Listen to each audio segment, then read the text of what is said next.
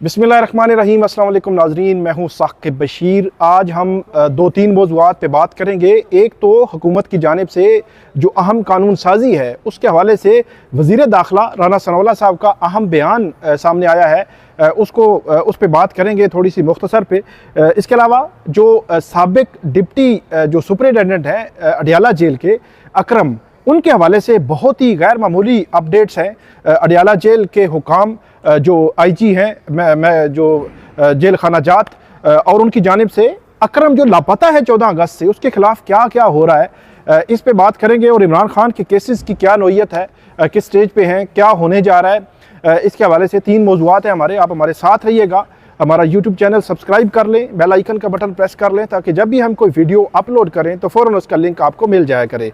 हम शुरू करते हैं सबसे पहले वज़ीर दाखिला राना सनाउल्लाह। उन्होंने ARY से एक इंटरव्यू में कहा है कि जो हुकूमत है उनके पास आइनी तरमीम के लिए नंबर पूरे नहीं हैं और हुकूमत जो है वो आइनी तरमीम तब ही कर सकती है जब उसके पास नंबर पूरे होंगे, और जब नंबर पूरे होंगे तो उनका इस्तेहकाक है कि पार्लियामेंट जो है वो आइनी तरमीम करे।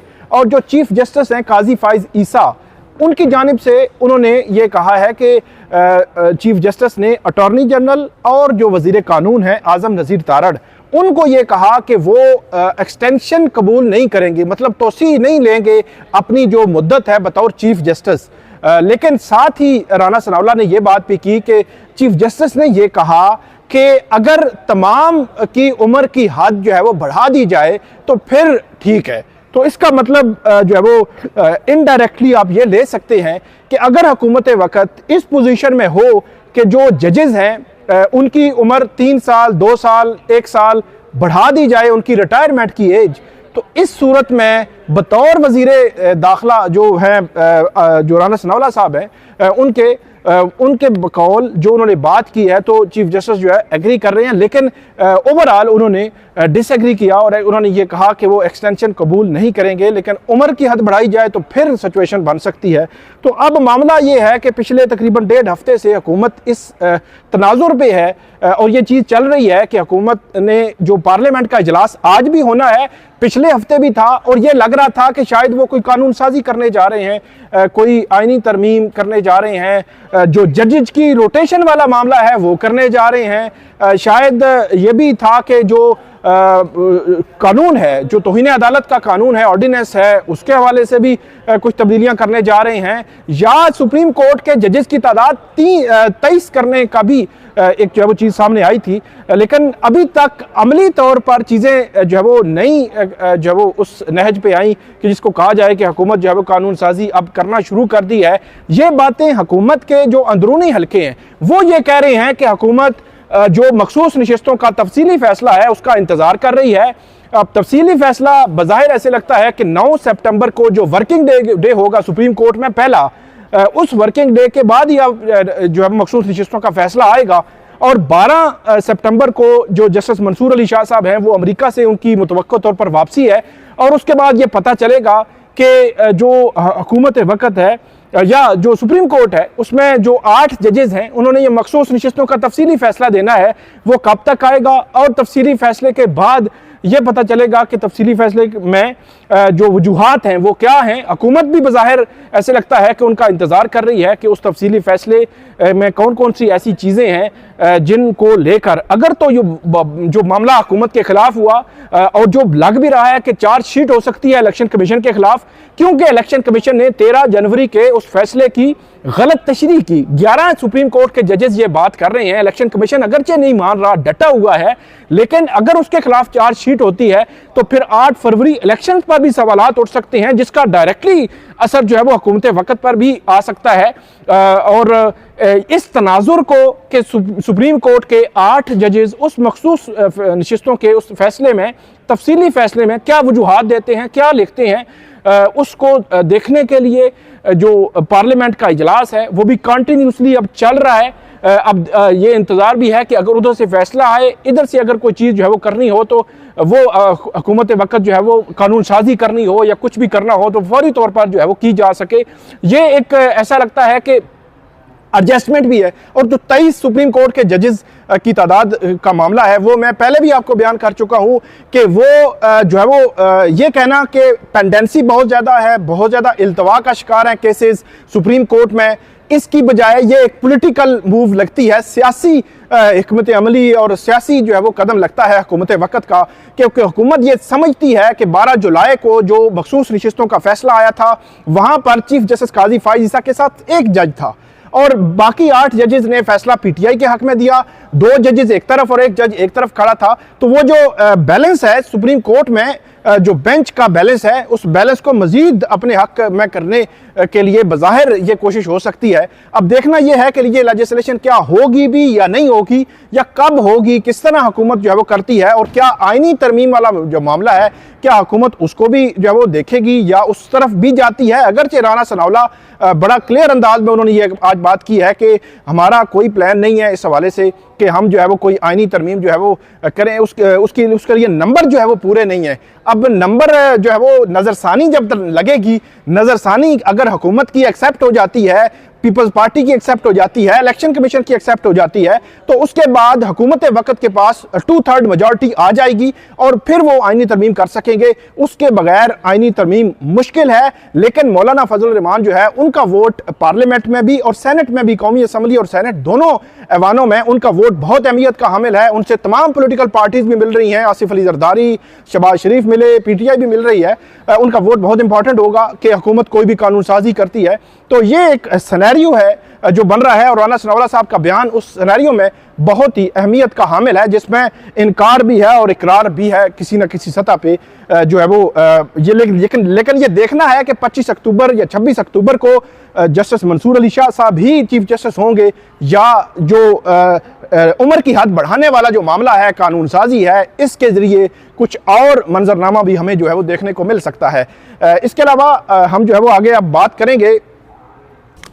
तो अब जो है वो हम बात आगे बढ़ाते हैं, नेक्स्ट दूसरे मौजू की तरफ आते हैं और हमारे साथ मौजूद हैं एडवोकेट ईमान मज़ारी। हम इनसे पूछेंगे अकरम कहाँ है। अकरम जो है वो 14 अगस्त सुबह 5 बजे से घर से लापता है और आज जो है वो 2 सितंबर हो चुकी है और अभी तक जब हम ये बात करेंगे तो अकरम का कुछ मालूम नहीं है। लेकिन पिछले दिनों हमने देखा तकरीबन 3-4 रोज़ पहले अकरम लापता है और लापता अकरम के नाम पे एक लेटर निकलता है कि जो वो घर है उसका, जो ऑफिसर कॉलोनी है अडियाला जेल की, उसका और घर जो है वो 2 दिन में खाली कर दें क्योंकि उनकी ट्रांसफ़र लाहौर हो चुकी है। तो ये हैरान कौन था मेरे लिए कि अकरम लापता है और ये जो है वो अडियाला जेल के हुकाम को भी पता है और जेल खाना जात को भी पता है और हमें भी पता है कि कितने rules, regulations, SOPs strictly follow होते हैं फॉलो। मतलब अगर एक बंदे ने 2 माह में अगर घर खाली करना है तो 2 माह 20 दिन 30 दिन भी लग जाते हैं, 3 माह भी लग जाते हैं। तो स्ट्रिक्टली फॉलो जितने होते हैं वो हमें पता है। लेकिन हैरान कौन तौर पर एक लापता अफसर के नाम पे जो जेल हुकाम है उन्होंने एक लेटर निकाला जहाँ उसकी फैमिली है कि आप 2 दिनों में घर खाली कर देंगे। अब एडवोकेट ईमान मज़ारी जो उनका केस कर रही हैं, उनकी अहलिया की तरफ से रावलपिंडी जो बेंच है लाहौर हाई कोर्ट का, वहाँ पे केस चल रहा है।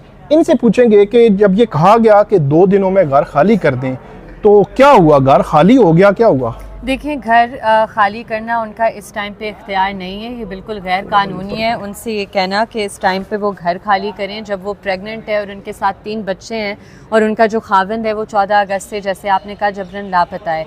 अभी तक घर नहीं खाली हुआ। लेकिन मैं आपको अपडेट ये देती हूँ कि इतने दिनों में ये बार बार हो रहा है कि रात को या कभी कभी दिन को अडियाला जेल से कोई प्रिजन स्टाफ आता है, उनकी हमारे पास वीडियोस भी मौजूद हैं। उन्होंने आकर ये बातें की हैं कि अगर आप घर खाली नहीं करते तो बिजली रात को कट जाएगी। आज उन्होंने यही धमकी दी है कि आज रात तक अगर घर खाली नहीं होता आपकी बिजली भी काट देंगे और आपको बच्चे सामान समेत बाहर फेंका जाएगा। ये अल्फाज उनके लिए इस्तेमाल किए गए हैं।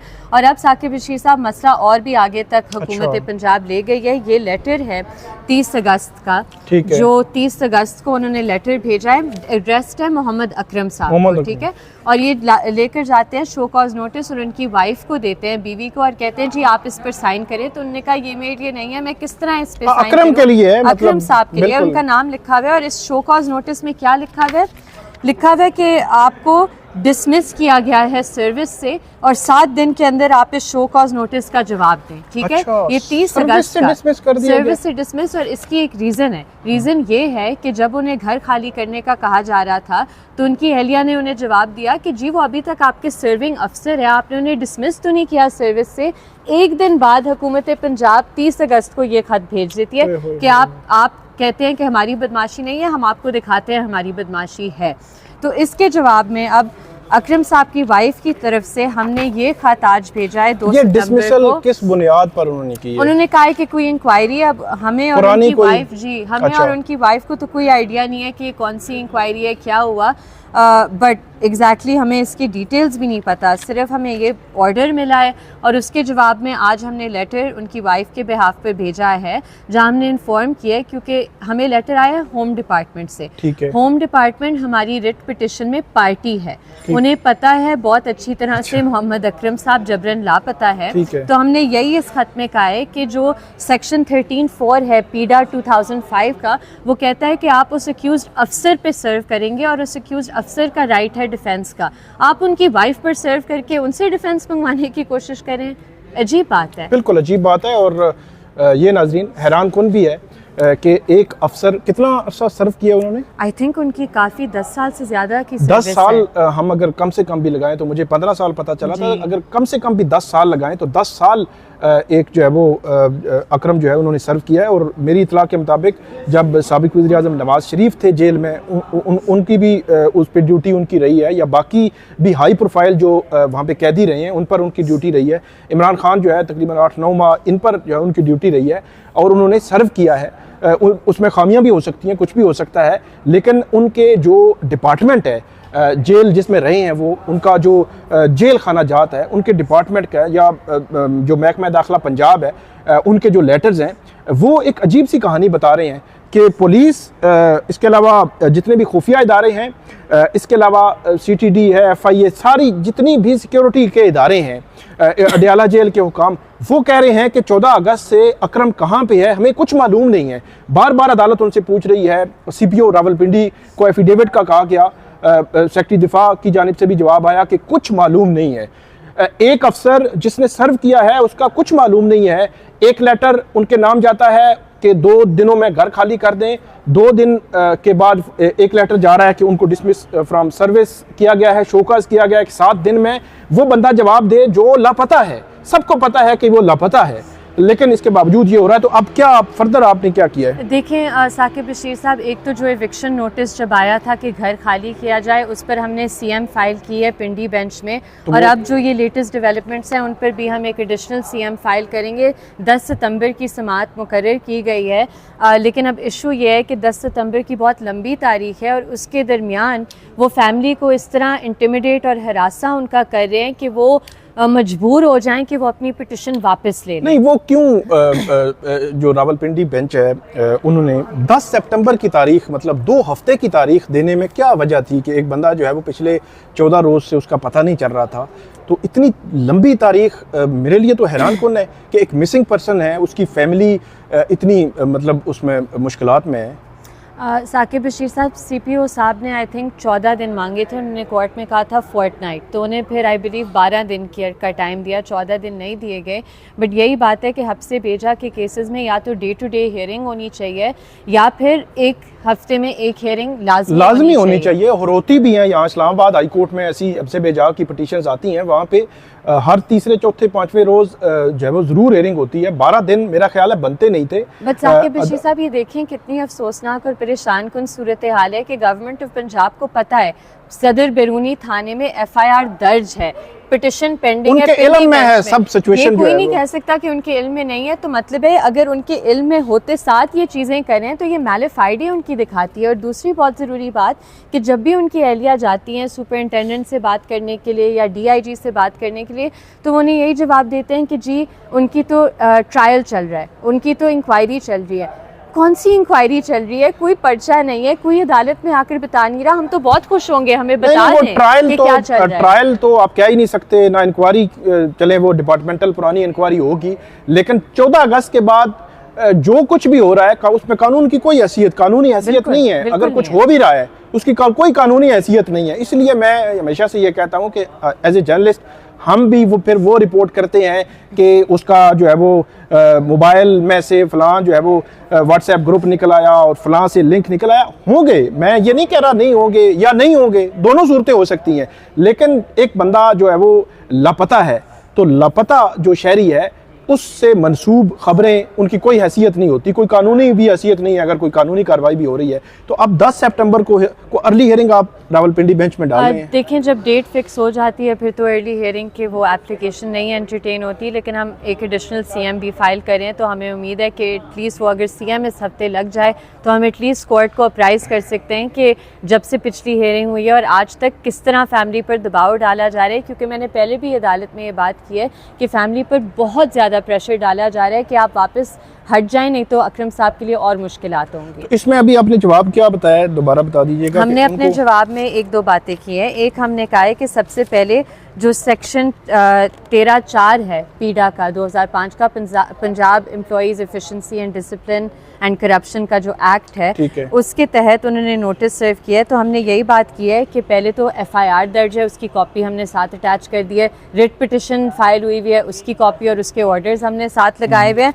और मज़ीद हमने कहा है कि सेक्शन 13(4) की ये रिक्वायरमेंट है कि आप जो अक्यूज़्ड अफसर है उसे रीज़नेबल अपॉर्चुनिटी दे दिफा की। जब एक शख्स लापता है तो आप किस तरह रीज़नेबल अपॉर्चुनिटी दे रहे हैं उनकी वाइफ पर वो नोटिस सर्व करके, और अगर 7 दिन के बाद ये कहते हैं कि जी एक्स पार्टी हमने डिसाइड कर दिया है, उस ऑर्डर की कोई कानूनी हैसियत नहीं होगी और उसे भी हम आगे चैलेंज करेंगे। बहुत शुक्रिया, आपने बड़ी तफसील के साथ जो है वो बताया कि अकरम के हवाले से क्या अपडेट है और अकरम का केस किस स्टेज पे है और आगे जो है वो अब उस केस में क्या हो सकता है, क्या होने जा रहा है। बड़ा ही अनफॉर्चुनेट है कि एक अफसर जिसने इतना टाइम सर्व किया जो एक इदारे में, उनके नाम पर नोटिसेज आ रहे हैं, लेकिन सबको पता है वो लापता हैं, कोई पता नहीं उनका कि वो कहाँ पे हैं।